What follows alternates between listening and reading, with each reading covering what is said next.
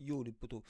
Bon, alors là, j'ai décidé en fait de faire un petit interlude dans les étapes techniques, puisqu'on avait fini la première phase, pour vous montrer en fait que c'est en fait à partir de là, on peut déjà quasiment terminer l'étalonnage très rapidement.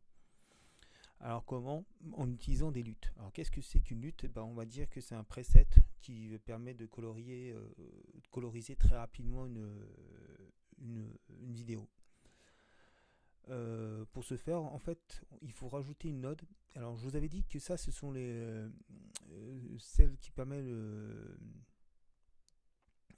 euh, le Color Space Transform, qui sont à la fin, étaient les dernières nodes. En réalité, c'est pas tout à fait vrai, parce que ce sont les dernières nodes, effectivement, sauf si on ajoute des luttes, parce qu'en général, il faut mieux les ajouter à la fin.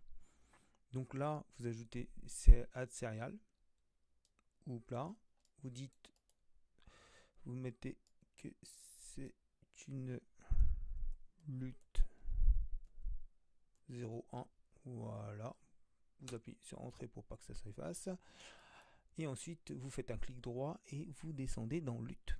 Alors, qu'est-ce qu'il y a comme lutte? Il y a des luttes qui sont des inputs, des outputs, des 3D luttes, des DaVinci ZTL, etc. Bon, ça je sais pas c'est quoi, et ça on s'en fout complètement. Par contre, dans des luttes, celles de qualité sont des luttes 3D.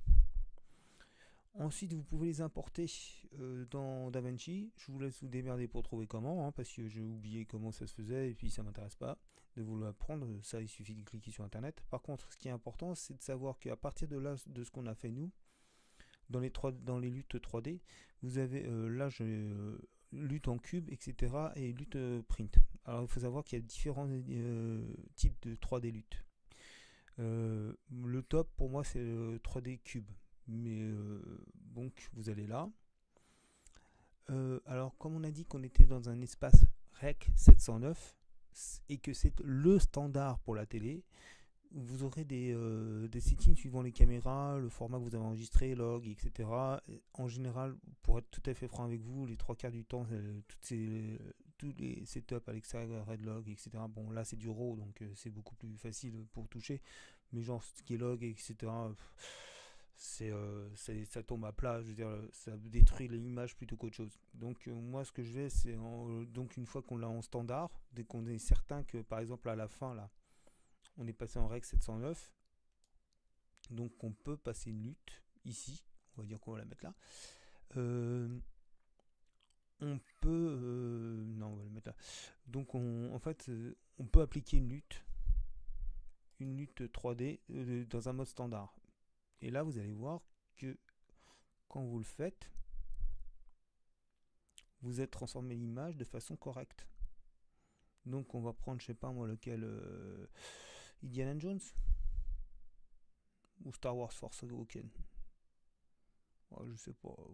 Captain America, Breaking Bad. Il n'y a pas un truc avec une forte coloration? Je sais pas. Bon, bah, Indiana Jones. Comme vous voyez, la couleur a changé instantanément. Elle est devenue plus jaune, etc. Les couleurs sont sorties plus pétantes. Vous pouvez en fait rajouter une deuxième node, add serial, ou walou. Vous changez encore le label. Là, vous l'appelez lutte 02. Entrée. Là, vous appliquez une autre lutte. Et vous pouvez créer des luttes complexes comme ça. Lutte 3D, on va prendre les finprint, standard, Lost in Translation, La La Land. La La Land, ouais, why not? Je vois pas d'autre chose qui puisse me plaire plus que bof. Allez hop. Wesh, là.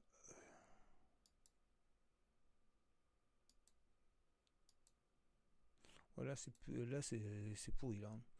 Et pourquoi c'est pourri? Parce que c'est trop fort. Alors, est-ce que je l'ai fait en lutte, en standard? Je me pose la question.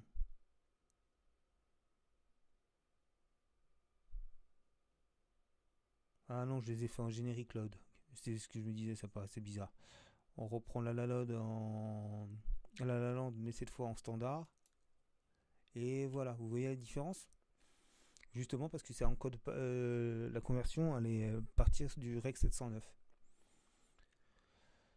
Donc à partir de là, vous voyez là, on a quasiment une image déjà colorisée, hein. Un peu fort, c'est un peu fort, je dirais. Est-ce que si on enlève le...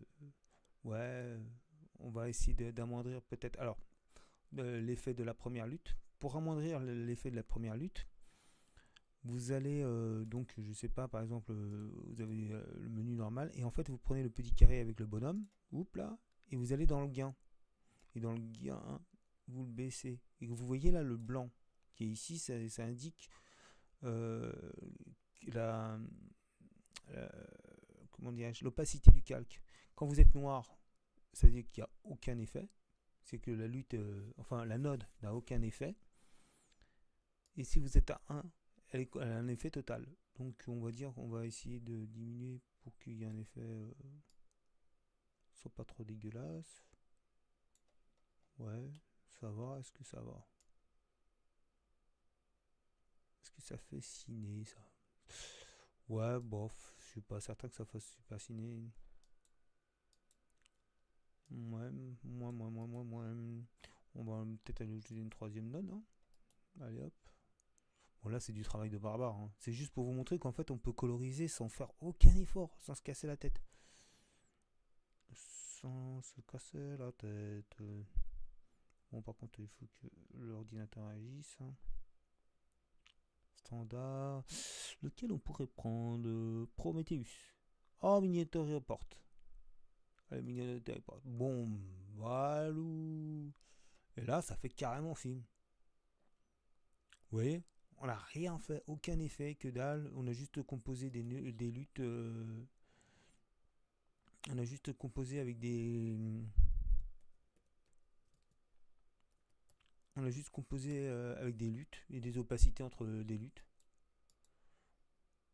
Voilà, c'est tout. Et voilà, on a une image. Alors, Viewer, pour voir l'image en entier, c'est Cinema Viewer. Et voilà, les gars. Vous voyez, sans aucun effort, on a une image cinéma. Parce que on a fait tout l'étalonnage technique avant, ce qui permet de récupérer, d'avoir une bonne base pour pouvoir faire pouvoir appliquer des luttes. Voilà, c'était tout pour aujourd'hui.